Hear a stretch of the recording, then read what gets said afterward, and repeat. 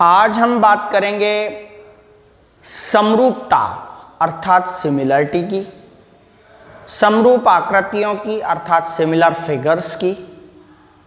तो चलिए शुरू करते हैं आज का हमारा ये वीडियो, और इसमें हम लेने वाले हैं RBSc 10th class English Hindi medium chapter 11। तो आप जल्दी से तैयार हो जाइए क्योंकि अब वक्त है मैथ्स पढ़ने का।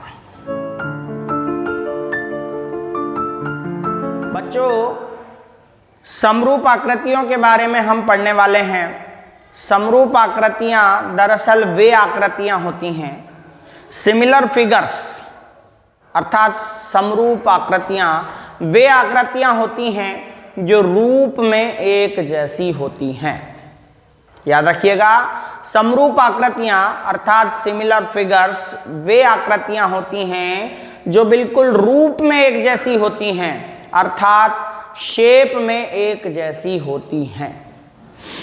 शेप में एक जैसी होने का मतलब है कि उनका आकार बड़ा या छोटा हो सकता है, यानी वो साइज में बिग और स्मॉल हो सकती हैं, बट उनमें एक तरीके की सिमिलरिटी होती है कि उनका रूप एक जैसा होता है। तो समरूप आकृतियों के बारे में आप समझ लें कि वे आकृतियां जो बिल्कुल रूप में एक जैसी होती हों, यानी दिखती एक जैसी हों, वो आकृतियां समरूप आकृतियां कहलाती हैं। आप देखिए, गाड़ी के पहिए, किसी भी गाड़ी के पहिए को देख लीजिए, वो सारे के सारे रूप में एक जैसे होते हैं, चाहे वो बड़े हों चाहे छोटे हों। ट्रैक्टर के पहिए देख लीजिए, आगे वाले पीछे वाले, रूप उनका एक जैसा होता है, गोल गोल, लेकिन उनकी साइज भले ही अलग अलग हो, फिर भी वे कहलाती हैं समरूप आकृतियां, क्योंकि उनके रूप एक जैसा है। आकार में विषमता हो सकती है, उनके आकार अलग अलग हो सकते हैं, लेकिन उनका रूप एक जैसा होना चाहिए, तो वह कहलाएंगी समरूप आकृतियां।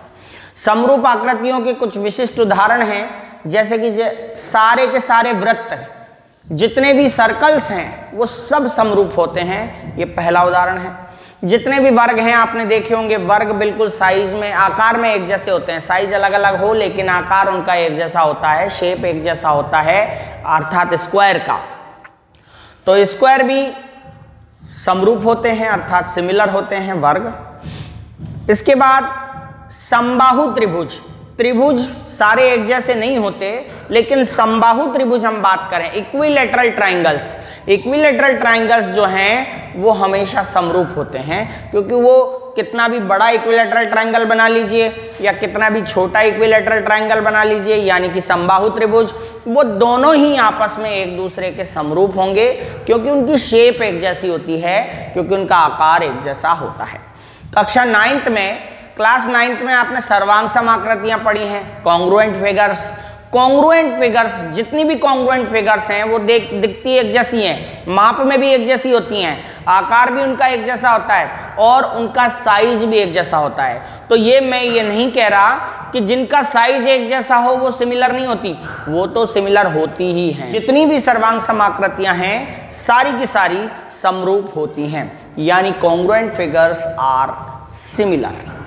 जितनी भी कॉन्ग्रुएंट फिगर्स हैं सब सिमिलर होती हैं। जितने भी सर्कल्स हैं जो बिल्कुल डायरेक्ट समरूप हैं यानी सिमिलर हैं, उन आकृतियों के बारे में बात कर रहे हैं। क्वेश्चन आ जाता है परीक्षा में कि समरूप आकृतियों के नाम बताओ, जिनको बिना प्रूव किए हम बता सकते हैं कि वो समरूप आकृतियां हैं, सिमिलर फिगर्स हैं। तो ऐसा है, सारे के सारे वृत्त, ऑल सर्कल्स, और circles are similar, all circles. अब स्क्वायर की बात करें तो हमारे जितने भी स्क्वायर्स हैं वो भी सिमिलर होते हैं, ऑल स्क्वायर्स आर सिमिलर।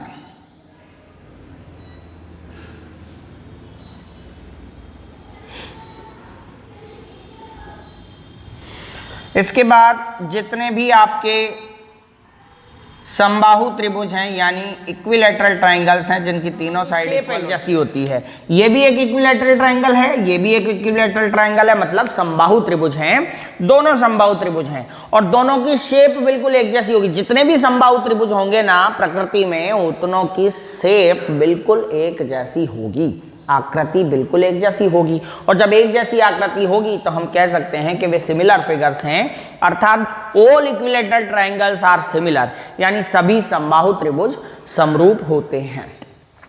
हम यहाँ किसी और त्रिभुज की बात नहीं कर रहे, समद्विबाहु की नहीं कर रहे और विषमबाहु की नहीं कर रहे, केवल समबाहु त्रिभुज ऐसे त्रिभुज हैं जो हमेशा समरूप होते हैं।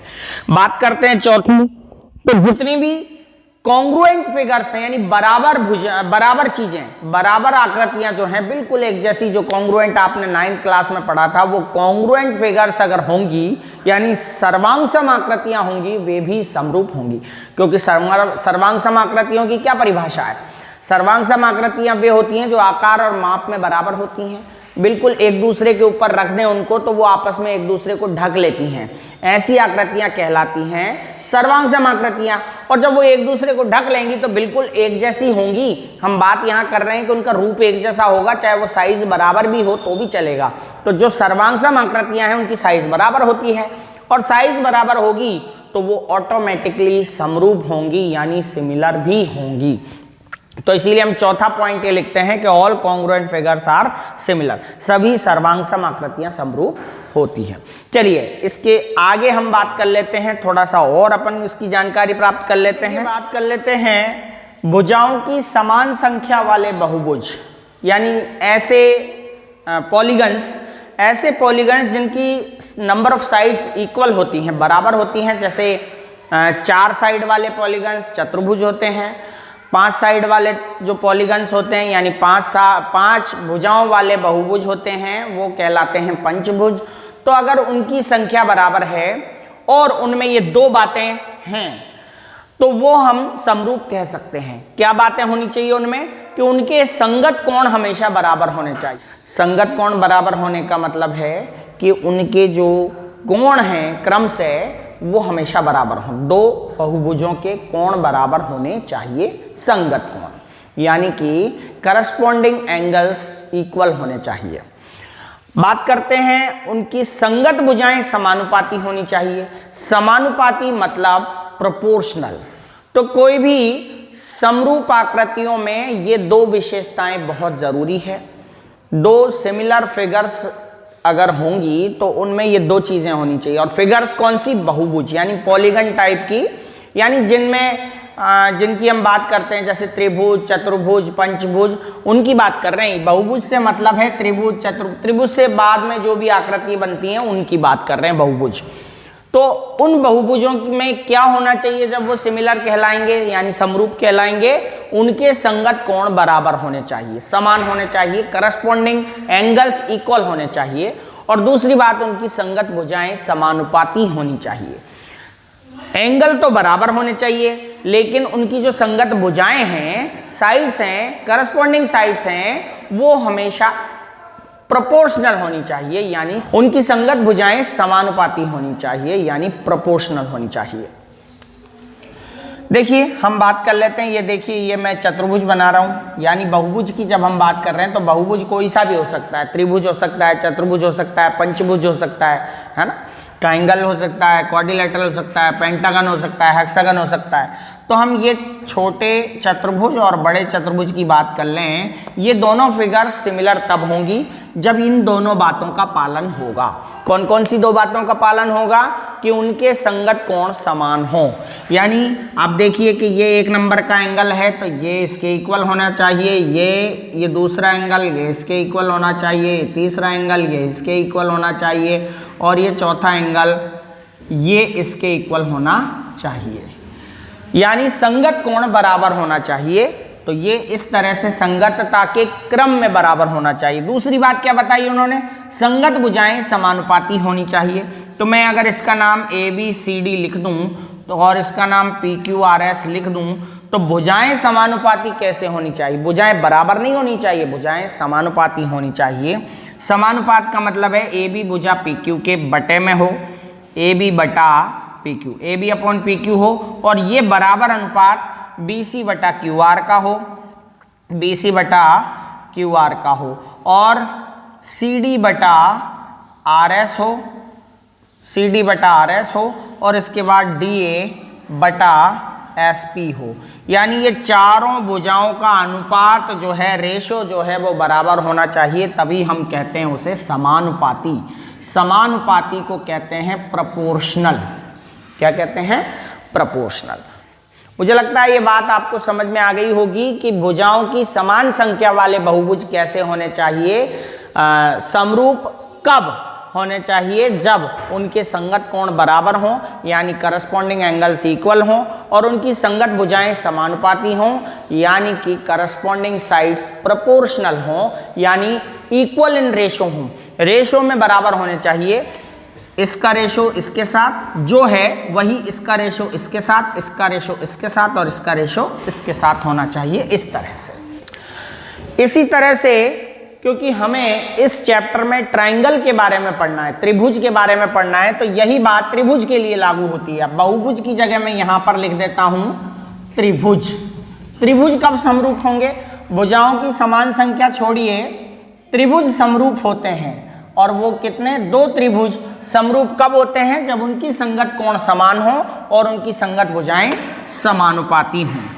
संगत कोण समान हो और संगत भुजाएं समानुपाती हो। 2 त्रिभुज तब समरूप होंगे जब उनके संगत कोण बराबर हों यानी कि corresponding angles are equal and corresponding sides are proportional. संगत भुजाएं समानुपाती हों। देखिए ये पी क्यू आर हो गया, ए बी सी हो गया, पी क्यू आर हो गया, दोनों ट्राइंगल्स हैं। अभी हमें ये पता नहीं है कि ये समरूप हैं या नहीं, यानी कि सिमिलर हैं या नहीं। सिमिलरिटी के लिए अपन को 2 चीज़ों का पालन करना है। संगत कोण समान होने चाहिए। मान लेते हैं अपन ए कोण पी के इक्वल है, बी एंगल क्यू के इक्वल है और सी एंगल आर के इक्वल है, तो यहाँ पे संगत कोण तो बराबर हो गए। संगत भुजाएं समानुपाती हो मतलब ए बी का अनुपात पी क्यू के साथ हो, ए बी का अनुपात पी क्यू के साथ हो, बी सी का अनुपात वही अनुपात क्यू आर के साथ हो और ए सी का वही अनुपात पी आर के साथ हो। अच्छा, ये अलग अलग भी हो सकते हैं, ए बी का क्यू आर के साथ हो सकता है, बी सी का पी क्यू के साथ हो सकता है। आपको तो रेशो बराबर चाहिए, तीनों साइड में कोई भी रेशो इक्वल होना चाहिए, 3 बार इक्वल होना चाहिए बस। तो इन 2 बातों का अगर त्रिभुज भी पालन करता है तो वो त्रिभुज भी क्या होता है? समरूप होता है। त्रिभुज की समरूपता के लिए कुछ नियम बताए गए हैं, कुछ कसौटियां बताई गई हैं, वो चर्चा हम बाद में करेंगे। फिलहाल हम बात कर लेते हैं एक्सरसाइज 11.1 की। 11.1 को हम बहुत अच्छे से, बहुत जल्दी से क्लियर कर लेते हैं। देखिए आप, तो बात कर लेते हैं एक्सरसाइज 11.1 की। ये जो क्वेश्चंस हैं फर्स्ट एंड सेकंड, इनको हम कंप्लीट कर लेते हैं। अभी अभी जो हमने वीडियो की पिछली स्लाइड पढ़ी है उसमें सारी जानकारियां मैंने आपको दे दी हैं, बस उन्हीं से आपके फिल इन द ब्लैंक्स हैं यानी रिक्त स्थान हैं, और सत्य असत्य भी उन्हीं से आपके सॉल्व हो जाएंगे। कोई चिंता की बात नहीं है। अगर चिंता है तो आप मुझे कमेंट करके बताइए, मैं आपका समाधान करने की कोशिश करूंगा। देखिए, सबसे पहले बोला गया है कि रिक्त स्थानों की पूर्ति कीजिए यानी ब्लैंक्स को फिल कीजिए। करते हैं। सभी वृत्त क्या होते हैं?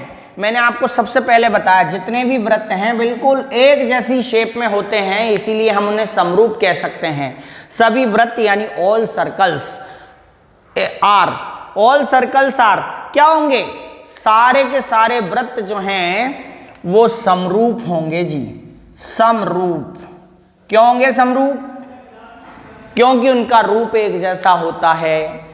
सर्वांग सम हम नहीं कह सकते क्योंकि उनकी साइज इक्वल हो, ये जरूरी नहीं है। साइज इक्वल होगी तो सर्वांग सम भी होंगे, लेकिन सभी वृत्त हमेशा ऑलवेज समरूप होते हैं।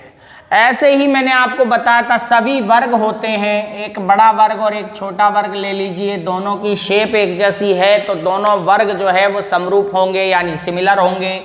स्क्वायर्स आर सिमिलर, तो यहां पर हम यहां पर भी भरेंगे समरूप, ये हम यहां पर भर देंगे समरूप, यहां भी भरेंगे समरूप यानी सिमिलर। सेकंड क्वेश्चन में ऑल स्क्वायर्स आर सिमिलर।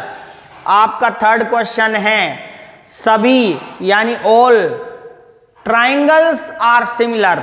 सभी त्रिभुज समरूप होते हैं। यहाँ पर खाली स्थान है, बताइए कौन से ऐसे त्रिभुज हैं, कौन से ऐसे ट्राइंगल्स हैं जिनको हम हमेशा ही समरूप कह सकते हैं। मैंने क्वेश्चन में आपको बताया था, ऐसे त्रिभुज जो समबाहु त्रिभुज होते हैं, इक्विलैटरल ट्राइंगल होते हैं, वही समरूप कहे जा सकते हैं। बाकी त्रिभुजों को देखना पड़ेगा बाद में, लेकिन हमेशा कौन से त्रिभुज, समबाहु त्रिभुज, समबाहु यानी इक्विलैटरल। यहाँ पे इक्विलैटरल भरेंगे आप इंग्लिश मीडियम वाले, all equilateral triangles are similar, सभी समबाहु त्रिभुज समरूप होते हैं। आगे देखिए, भुजाओं की समान संख्या वाले बहुभुज समरूप होंगे। दो बातें आपको क्लियर करनी है, अगर उनके संगत कोण बराबर हों यानी समान हों, संगत कोण बराबर। इंग्लिश मीडियम वालों को यहां भरना है करस्पॉन्डिंग एंगल्स आर इक्वल, संगत कोण समान हो तो वो बहुभुज जो है वो समरूप होंगे। दूसरी बात क्या बताई थी, मैंने ये बात भी बताई थी आपको कि संगत भुजाएं कैसी होनी चाहिए। संगत कोण अकेले बराबर होने से काम नहीं चलेगा, संगत भुजाएं कैसी होनी चाहिए, समानुपाती होनी चाहिए। समानुपाती यानी कि प्रोपोर्शनल हो। Corresponding sides are proportional, B में आप भरेंगे करस्पॉन्डिंग साइड्स आर प्रोपोर्शनल। इसके बाद चलते हैं, ये बात समझ में आ गई होंगी आपको। सभी वृत्त समरूप होते हैं यानी ऑल सर्कल्स आर सिमिलर, सभी वर्ग समरूप होते हैं यानी ऑल स्क्वायर्स आर सिमिलर।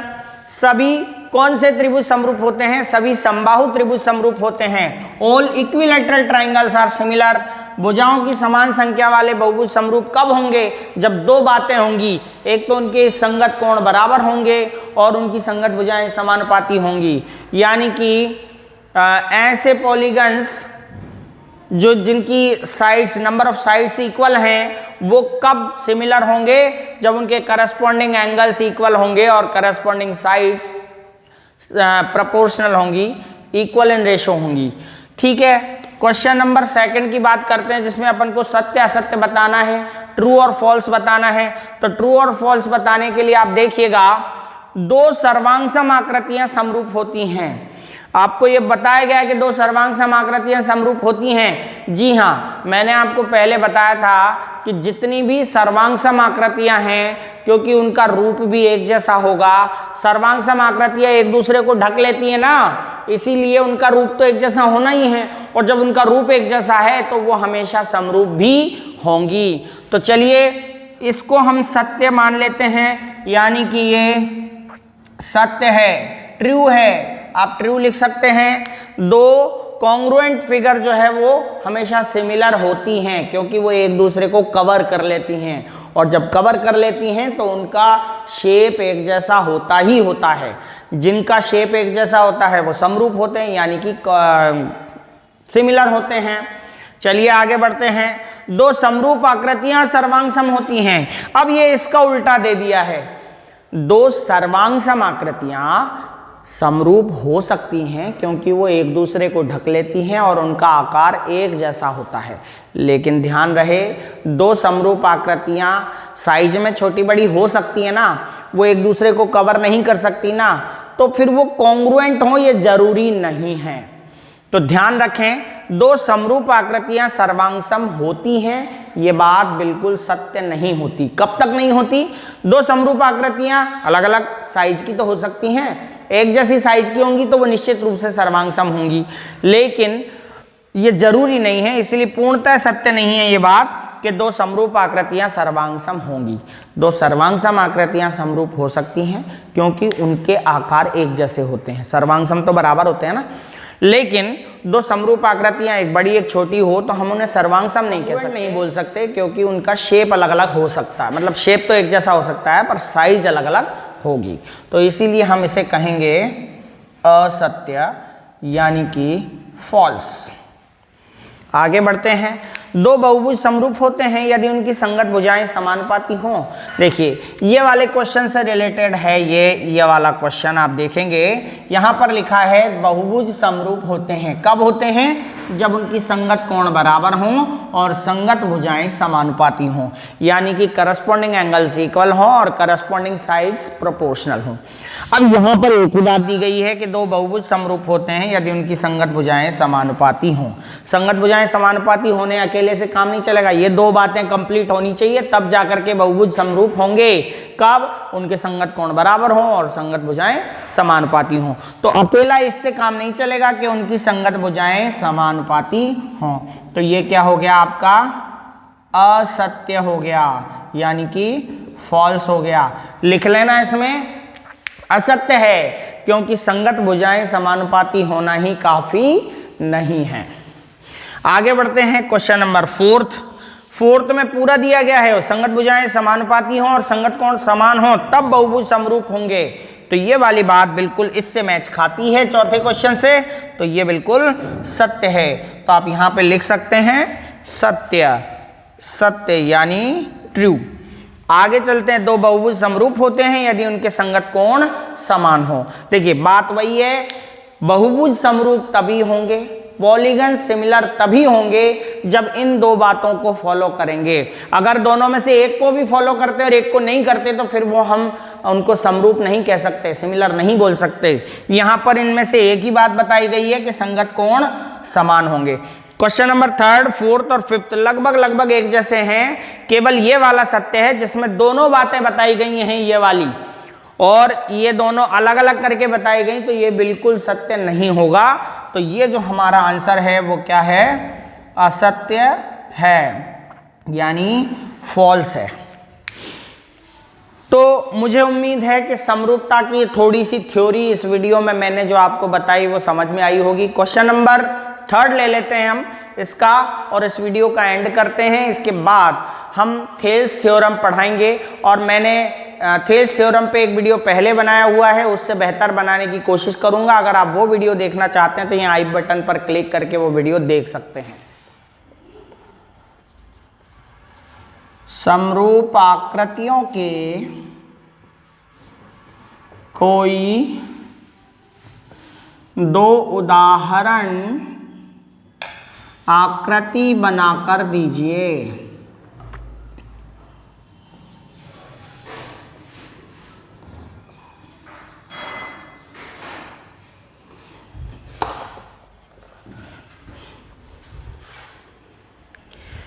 तो क्वेश्चन नंबर 3 जो है वो ये है कि समरूप आकृतियों के कोई दो उदाहरण आकृति बनाकर दीजिए। दो एग्जाम्पल देना है अपन को सिमिलर फिगर के, और वो भी फिगर बनाकर। तो बहुत ही आसान है। देखिए पहला जो मैं बना रहा हूं फिगर, आपको सर्कल बना देना है, दो सर्कल बना देना है, एक बड़ा और एक छोटा। तो ये जो है एक फिगर हो गई, और दूसरी फिगर आप बना दें समबाहु त्रिभुज बना दें दो, एक ये और एक ये, इक्विलैटरल ट्रायंगल बना दें। तो ये समरूप आकृतियों के उदाहरण हो गए। फिगर हमने बना दी कि भाई सारे वृत्त, हम जानते हैं कि सारे वृत्त जो हैं, सभी सर्कल जो हैं वो पहले से ही समरूप होते हैं, तो दोनों को बना दिया। इसके बाद ये दोनों, क्योंकि हम जानते हैं समबाहु त्रिभुज समरूप होते हैं, तो फिर इनकी फिगर भी हमने बना दी, और ये समरूपता के बेस्ट उदाहरण हैं। इसके अलावा आप जानते हैं जितनी भी सर्वांग समाकृतियां वो भी समरूप होती हैं, और जितने भी वर्ग हैं वो भी समरूप होते हैं। हर चीज़ें तो ऑलवेज समरूप होती हैं। मुझे उम्मीद है ये वीडियो आपको पसंद आया होगा। हमारे चैनल को सब्सक्राइब ज़रूर करें और वीडियो को शेयर करें, और थोड़ा सा इंतज़ार करें, अगली वीडियो लेकर हम बहुत जल्द आते हैं। तब तक के लिए गुड बाय एंड जय हिंद।